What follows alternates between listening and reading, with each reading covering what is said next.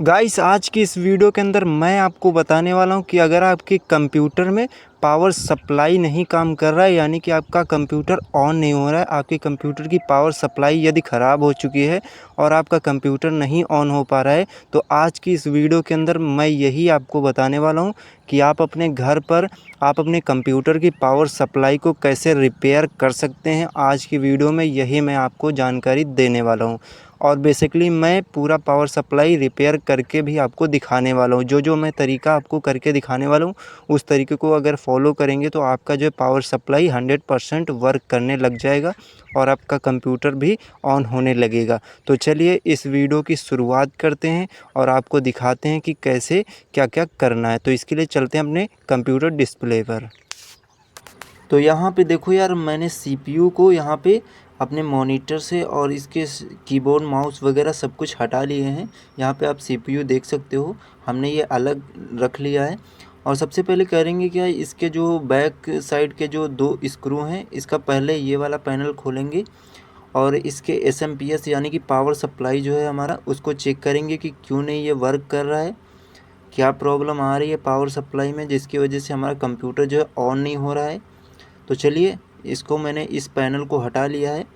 अब ये पैनल हटा लेने के बाद अब सिंपली आपको करना क्या है, अब इस पावर सप्लाई को यहाँ से निकालना है। तो पावर सप्लाई को निकालने के लिए सबसे पहले आपको क्या करना है, इसकी वायरिंग को यहाँ से डिस्कनेक्ट वगैरह कर लेना है।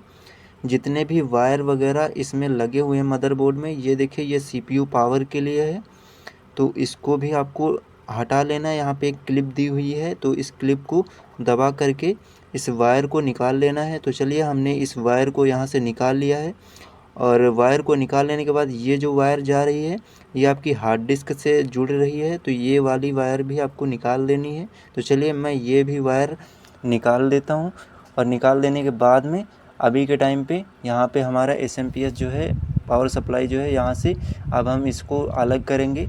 यहाँ से स्टार पेंचकस आपको ले लेना है। स्टार पेंचकस की सहायता से इसके जो स्क्रू वगैरह हैं पावर सप्लाई के, वो स्क्रू को अनलॉक कर देना, मतलब स्क्रू को खोल देना है। स्टार पेंचकस लगेगा, ध्यान दीजिएगा। स्टार पेंचकस की मदद से इनको स्क्रूज़ को निकाल लीजिएगा अच्छी प्रकार से। तो मैं स्क्रू वगैरह को सभी को खोल लेता हूँ। तो पावर सप्लाई हमारी बिल्कुल फ्री हो चुकी है। तो चलिए हम इसको निकाल लेते हैं। अभी यहाँ पे कुछ वायर इसमें कनेक्टेड है, तो वो भी मैं निकाल लेता हूँ। तो पावर सप्लाई हमारी फ्री होके निकल चुकी है। तो अब हम इस सीपीयू को साइड में रखते हैं और मेनली हमारा पावर सप्लाई है जो कि लोड नहीं ले रहा है यार, क्योंकि जिसकी वजह से जो है हमारा कंप्यूटर ऑन नहीं हो पा रहा है या फिर कंप्यूटर रीस्टार्ट कर रहा है। तो मेन प्रॉब्लम हमारे पावर सप्लाई यानी एसएमपीएस में ही है। तो इसकी हम प्रॉब्लम को फिक्स करने वाले हैं। ओके, बेसिकली पावर सप्लाई में अगर आपका जो है ये फ़ैन नहीं चल रहा है, तब जाके आपका जो कंप्यूटर लोड नहीं लेगा। तो इस प्रॉब्लम को सॉल्व करने के लिए सबसे पहले हम यहाँ पे इसके जो फ़ैन के स्क्रू हैं, इसके फ़ैन के स्क्रू को खोल लेते हैं। तो मैंने फ़ैन के स्क्रू खोल लिए हैं। अब फ़ैन के स्क्रू खोल लेने के बाद इसके बाकी के स्क्रू वगैरह हैं उनको भी यहाँ पे खोल लेना है, ताकि जो है ये छोटे स्टार पेंचकस से खुलेंगे ये, क्योंकि ये पेंच छोटे हैं तो ये नहीं खुल पा रहे, तो मैंने छोटा स्टार पेंचकस ले लिया है। अब इसके ऊपर के भी जो दिख रहे हैं 4 स्क्रू दिखेंगे आपको, तो इन 4 स्क्रू को जो है खोल लेना है, ताकि जो है हम अंदर से इसकी प्रॉब्लम को फिक्स कर पाएँ। बेसिकली ये एसएमपीएस तब वर्क नहीं करता है जब आपके एसएमपीएस का यानी कि इस पावर सप्लाई का अगर फ़ैन नहीं चल पा रहा है, तब जाके ये कटआउट मारता है, यानी कि लोड नहीं लेता है। तो इसके फ़ैन में हो सकता है प्रॉब्लम हो। तो चलिए हम इसको जो है पूरा का पूरा खोल लेते हैं। स्क्रू वगैरह खोल करके इसके फ़ैन को हम टेस्ट करेंगे, यानी कि चेक करेंगे कि इसका फ़ैन जो है फ्री तरीके से घूम रहा है या फिर नहीं घूम रहा है। अगर ये फ़ैन नहीं घूम रहा होगा तो इसका मतलब है कि ये पावर सप्लाई हमारी इसी वजह से कट आउट मार रही है, कट हो रही है पावर इससे। तो हमने यहाँ पे फ़ैन को पहले ही खोल लिया था, तो फ़ैन हमारा अलग हो चुका है। अब फ़ैन का जो है यहाँ से वायर को निकाल लेना है। ये देखिए यहाँ से ये कनेक्शन हुआ है, तो इस वायर को यहाँ से निकाल लेना है, फ़ैन के वायर को। अब इस फ़ैन के वायर को निकाल लेने के बाद में एसएमपीएस साइड में रख देना। अब मेनली हमारा फ़ैन है, क्योंकि फ़ैन ही नहीं चल रहा था, इसी वजह से हमारी पावर सप्लाई कट मार रही थी, यानी कट आउट आ रहा था। तो यहाँ पे सबसे पहले आपको फ़ैन को अच्छे प्रकार से चेक कर लेना है और ये आपको इसको साफ़ सफाई कर लेनी है। जब ये फ्रीली घूमने लग जाए, अभी ये घूम नहीं रहा है, तो हम इसको क्या करते हैं, अच्छे से साफ़ कर लेते हैं। आप किसी भी चीज़ से साफ़ कर सकते हैं, लाइक इसको घुमा कर भी चेक कर सकते हैं। जब ये पूरी तरीके से फ्रीली घूमने लग जाए, यानी कि फ्री रूप से घूमने लग जाए, तब जाके इसको फिर से इसका पावर वगैरह सब कुछ कनेक्ट कर देना है और इसके जो स्क्रू वगैरह हैं फ़ैन के लगा देने। अगर आपका फ़ैन नहीं चल पा रहा था तो आपको फ़ैन चेंज कर देना है, तो फ़ैन आपको चेंज करना पड़ेगा। अगर ये फ़ैन नहीं वर्क कर रहा है तो आपको फ़ैन चेंज कर देना है। मेरा तो जो है टाइट घूम रहा था, तो मैंने इसमें थोड़ा सा जो है घुमा के, हाथ से मैनुअली घुमा के चेक किया, तो थोड़ी बहुत देर टाइट घुमा, उसके बाद में फिर से सही घूमने लगा है। तो मेरा तो ये फ़ैन सही हो गया है फ़िलहाल। अगर आपके फ़ैन में प्रॉब्लम है, आपका फ़ैन नहीं फ्री घूम पा रहा है, तो आपको फ़ैन जो है नया ख़रीदना पड़ेगा SMPS का, तो फ़ैन आपको चेंज कर देना होगा। तो चलिए, मैंने फ़ैन को यहाँ पे कनेक्ट कर लिया है। अब इसको क्या करना है, वापस से पैक्ड कर देना है और पैक कर देने के बाद में इसको पावर वगैरह दे के देखेंगे कि ये चल पा रहा है या फिर नहीं चल पा रहा है। तो चलिए यार, हम इसको जो है सबसे पहले यहाँ से पावर देख के देखते हैं। लेकिन यार ऐसे पावर देख के हम नहीं देख सकते यार, क्योंकि जब तक हम CPU से कनेक्ट नहीं करेंगे तब तक ये ऑन ही नहीं होगा SMPS। तो चलिए इसको पावर वगैरह हटा देते हैं। सबसे पहले इसको यार पैक कर देते हैं, यानी कि ये जो हमारा सिस्टम था, मैंने फ़ैन की प्रॉब्लम थी, मैंने यहाँ पे फिक्स कर दी है। अगर आपका फ़ैन फ्रीली नहीं घूम पा रहा था तो आप फ़ैन को चेंज भी कर सकते हैं। तो चलिए, मेरा तो फ़ैन फिक्स है, तो चलिए मैं इसको जो है फटाफट से लॉक कर देता हूँ। पूरा का पूरा ये सेटअप जो है जैसा जैसा खोला था मैंने, वैसा वैसा लॉक कर देता हूँ। उसके बाद में इसके ऊपर के जो स्क्रू वगैरह हैं उनको इजी तरीके से टाइट कर देना है, इसलिए आपको टाइट कर देना है। तो चलिए हम यहाँ पे फटाफट से इसका पूरा का पूरा सिस्टम सेट करते हैं और कंप्यूटर में लगा के देखते हैं इस SMPS को कि चल रहा है या फिर नहीं चल रहा है। अगर यही नहीं चलेगा भाई, अगर ये SMPS ही नहीं चलेगा तो आपका कंप्यूटर किसी भी हाल में ऑन नहीं होने वाला, क्योंकि पावर सप्लाई मेनली जो है पावर पूरी इसी से होते हुए जाती है हमारे CPU के लिए। तो फटाफट से हम इसके स्क्रू वगैरह टाइट कर देते हैं और उसके बाद में हम इसको अपने कंप्यूटर के CPU से कनेक्ट करेंगे और देखेंगे कि ये वर्क कर रहा है या फिर नहीं कर रहा है। तो फटाफट से हम इसके जो है सारे के सारे स्क्रू वगैरह टाइट कर लेते हैं। तो यहाँ पे आप देख पा रहे होंगे मैं फटाफट से स्क्रू वगैरह सभी को यहाँ पे टाइट कर रहा हूँ। तो आपको भी ऐसे स्क्रू वगैरह टाइट कर लेने हैं। ओके, तो हमारे स्क्रू वगैरह टाइट हो चुके हैं। यहाँ पे सक्सेसफुली पूरा सिस्टम सेटअप हो चुका है। हमारी पावर सप्लाई बिल्कुल रेडी है यहाँ पे। अब हम करेंगे क्या, इसको फटाफट से अपने जो है कैबिनेट में कनेक्ट करेंगे, कैबिनेट में। ओके, तो जैसे हमारा ये पावर सप्लाई पहले से फिक्स था, सेम टू सेम वैसे ही आपको फिक्स करना है। आपको जल्दबाजी बिल्कुल भी नहीं करनी है, थोड़ा सा आराम से करना है, क्योंकि यार बहुत ही जो है इसमें मतलब बहुत महीन काम है, तो थोड़ा सा आपको हिसाब से करना है, क्योंकि थोड़ा भी इधर उधर हो गया तो वायर टूट जाएगा। तो यार यहाँ पे देख सकते हैं हम फटाफट से इसके जो है स्क्रू वगैरह टाइट कर देते हैं और देखते हैं कि हमारा SMPS जो अभी के टाइम पे नहीं चल रहा था, तो क्या अब चल पा रहा है कि नहीं चल पा रहा है। तो थोड़ा सा हम इसमें जो है स्क्रू वगैरह टाइट कर लें। आपको जो है थोड़ा सा हिसाब से इसमें काम करना है, क्योंकि यार काफ़ी ज़्यादा जो है कॉम्प्लिकेटेड काम है, मतलब थोड़ा सा इसमें रिस्की काम होता है। एक भी वायर इधर उधर हुआ तो प्रॉब्लम हो सकता है आपके CPU के साथ में। तो चलिए हम फटाफट से हमने इसके जो स्क्रू वगैरह टाइट कर लिए हैं। अभी के टाइम पे इसकी वायरिंग करने की बात है, तो इसका वायर कहाँ पे कनेक्ट होंगे वो मैं आपको दिखाता हूँ कि कैसे कैसे इसके वायर कहाँ कहाँ पे कनेक्ट करने हैं। तो चलिए मैं कैमरे को थोड़ा नज़दीक लाता हूँ और वहीं से मैं आपको इसके वायरिंग वगैरह करके दिखाता हूँ। ओके, तो यहाँ पे देख सकते हैं हमने SMPS को यानी कि पावर सप्लायर को यहाँ पे कनेक्ट कर दिया है। और यहाँ पे आपको इसको जो है इसमें वायरिंग करने के लिए सबसे मोटा वाला केबल लेना है। ये देखिए, ये सबसे मोटा वाला केबल है, इसको पहले लेना है। ये बेसिकली CPU को पावर देने के लिए होता है।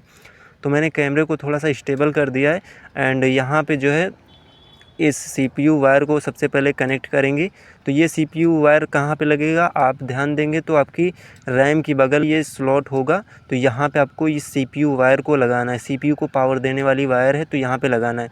अगर आपको लगाने में इसको प्रॉब्लम आ रही तो इसको रैम को पहले निकाल लीजिए, उसके बाद में इसको फटाफट से लगा दीजिए। तो चलिए मैं इसको लगा देता हूँ। इसके साइड में एक पुश करने का ऑप्शन होता है तो उसको पुश करके रखिएगा, और उसके बाद में उस साइड है तो पुश करके रखिएगा उस ऑप्शन को, और यहाँ पे कनेक्ट कर दीजिएगा। और जैसे ये वायर वगैरह कनेक्ट हो जाता है CPU को पावर देने वाला, अब बेसिकली ये वाला वायर बचा है, ये हमारी हार्ड डिस्क से कनेक्ट होगा। तो चलिए हम इसको जो अपनी हार्ड डिस्क से कनेक्ट कर लेते हैं। ये पैरेलल में 2 केबल हैं, तो 2 में से एक केबल को आपको, ये वाला जो केबल है इसमें छोटे छोटे स्लॉट दिए हैं, तो यहाँ पे आपको हार्ड डिस्क से कनेक्ट कर देना है इस केबल को। तो चलिए हम यार इस केबल को अपनी हार्ड डिस्क से कनेक्ट कर देते हैं। तो यहाँ पे आप थोड़ा सा आराम से कीजिएगा, क्योंकि थोड़ा भी इधर उधर हुआ तो टूट सकते हैं, इसके जो है पिंस वगैरह टूट सकते हैं, तो थोड़ा आराम से कीजिएगा। एंड 2 केबल का हमने कनेक्शन कर दिया, एंड लास्ट केबल का ये कनेक्शन बचा हो, इनमें से कोई भी आपको एक कनेक्शन जो है यहाँ पे CPU फ़ैन के बगल में लगाना है। ये इनमें से कोई भी आप लगा सकते हैं। तो चलिए हम यहाँ पे जो है इसको यहाँ पे पुश करने का बटन है, तो पुश करके इसको लगा दीजिए। सबसे पहले हम CPU फ़ैन को यहाँ पे अटैच कर देते हैं, क्योंकि यार ये बहुत ज़्यादा इधर उधर कर रहा है। तो सबसे पहले हम CPU फ़ैन को यहाँ पे अटैच कर देते हैं। इस केबल के थ्रू जो है आपको घुमा फिरा के देख लेना है इसके स्लॉट कहाँ पे कैसे दिए हुए हैं, उसी प्रकार से यहाँ से कनेक्ट करना होगा। तो चलिए हम यहाँ पे जो है कनेक्ट कर लेते हैं इस केबल को। यहाँ पे साइड में देखेंगे तो आपको ऑप्शन मिल जाएगा CPU फ़ैन के लिए। तो आपको आपके मदर बोर्ड में भी लिखा हुआ होगा CPU फ़ैन, तो वहाँ पे CPU फ़ैन का जो है केबल यहाँ पे अच्छी प्रकार से आपको अटैच कर देना है। घुमा फिरा के देख लेना है किस प्रकार से इसके पिंस अटैच होंगे, उसी तरफ से इसको अच्छी प्रकार से अटैच कर देना। तो ये देखिए मैंने इस केबल को यहाँ पे अच्छी प्रकार से फिक्स कर दिया, जो हमारे CPU फ़ैन को पावर देगा वो हमने कनेक्ट कर दिया। एंड ये वाला जो पॉइंट है, इनमें से कोई सा भी एक कनेक्टर जो है लेना है और यहाँ पे आपको कनेक्ट करना है। लाइक ये वाला जो स्लॉट दिख रहा है, इसमें आपको कोई सा भी 2 केबल दिए हैं, 2 में से कोई सा भी एक जो है कनेक्ट कर दीजिए। तो चलिए हम फटाफट से इस केबल को जो है थोड़ा सा जूम करके मैं आपको दिखाता हूँ। ये देखिए ये स्लॉट यहाँ पे है, तो ये इसी स्लॉट में ये वाला, इनमें से कोई भी 2 ऑप्शन दिए हैं, 2 में से कोई सा भी आप एक केबल यहाँ पे कनेक्ट कर दीजिए ईज़िली। तो चलिए हम फटाफट से, इसमें एक पुश करने का ऑप्शन दिया रहता है बगल में, तो उसको पुश करके जो है अच्छे प्रकार से इसको कनेक्ट कर दीजिए। तो चलिए हम फटाफट से इसको जो है यहाँ से जो है कनेक्ट कर देते हैं। तो आपको थोड़ा सा हिसाब से कनेक्ट करना है, क्योंकि यार मदरबोर्ड को यहाँ से CPU फ़ैन के लिए पावर जाएगी। तो यहाँ पे हमारी पूरी वायरिंग जो है कंप्लीट हो चुकी है। अब बाकी के जो वायर वगैरह बचे हुए हैं वो एक्स्ट्रा वायर हैं, ताकि आप एक्सटर्नल कोई डिवाइस लगाओ तो उसके लिए हैं, तो उनको छोड़ देते हैं, उनका कोई भी कनेक्शन नहीं है यहाँ पे। तो हमारी जो मेन वायरिंग थी वो यहाँ पे हो चुकी है। तो चलिए हम फटाफट से इसमें जो है रैम हमने निकाली हुई थी, तो रैम को भी यहाँ पे फटाफट से इंसर्ट कर देते हैं इसके स्लॉट में। 2 स्लॉट दिए हैं, 2 में से किसी भी स्लॉट में यहाँ पे इस रैम को जो है इंसर्ट कर सकते हैं। तो चलिए हम फटाफट से इस रैम को इंसर्ट कर देते हैं। जैसे इंसर्ट करेंगे तो इसके दोनों पॉइंट लॉक हो जाएंगे। अब पूरा CPU हमारा फिक्स हो चुका है। तो चलिए अब यार इसको जो है पावर वगैरह देकर देखते हैं कि ये लोड ले पा रहा है या फिर नहीं ले पा रहा है। हमारा CPU SMPS जो है दोबारा से कट आउट मार रहा है कि नहीं मार रहा है। तो चलिए इसको हम यहाँ से पावर देते हैं। यहाँ से मैंने पावर दिया है, और इसका जो है मेन प्लग जो है इसको हम अपने 220 वोल्ट AC के सप्लाई से इसको कनेक्ट कर देते हैं। अब हम देखते हैं कि इसको ऑन करके कि क्या ये प्रॉब्लम सॉल्व हुई है हमारे CPU की या फिर नहीं। तो चलिए हमने यहाँ पे इतना सब कुछ जो है कनेक्ट कर लिया। अब इसको पावर दे दिया हमने। पावर दे देने के बाद में इसकी जो है बटन को ऑन करते हैं। पावर ऑन करने की जो बटन है उसको ऑन करते हैं, तो देखते हैं हमारी प्रॉब्लम जो है सॉल्व हुई है या फिर नहीं। तो 1 2 एंड 3 लेट्स गो। तो चलिए हम इसको फटाफट से जो है ऑन करके देखते हैं। यार ऑन ही नहीं हो रहा है, ये CPU फ़ैन ऑन नहीं हो रहा है। तो देखते हैं कि हमारा SMPS ऑन हो रहा है या फिर नहीं हो रहा है। तो देखते हैं यार हमारे SMPS का जो फ़ैन है वो चल रहा है कि नहीं। पावर सप्लाई का तो फ़ैन चल रहा है, लेकिन ऑटोमेटिक रुक जा रहा है। ऑटोमेटिक ये फ़ैन चल रहा है और फिर से जो है रुक जा रहा है। इसका मतलब ये है कि आपकी पावर सप्लाई जो है पूरी तरीके से ख़राब हो चुकी है, लोड ही नहीं ले रही है। या तो आपके घर के वोल्टेज कम आ रहा है, यानी कि 180 वोल्टेज आ रहा है आपके घर में, मिनिमम चाहिए इसको 220 वोल्ट।